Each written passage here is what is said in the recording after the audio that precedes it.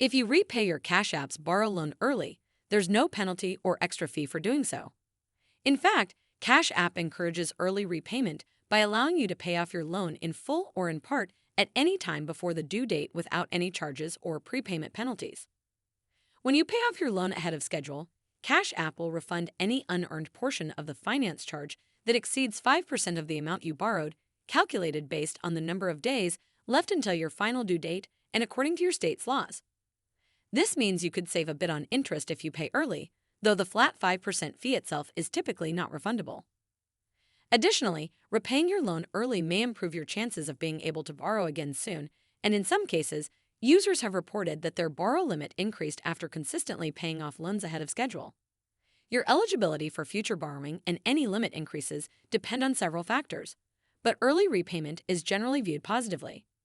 In short, paying your Cash App borrow loan early is a smart move. There are no penalties, you may get a partial refund on finance charges, and it could help you qualify for higher borrow limits in the future. Well, that's all for this video. I hope you found this video helpful.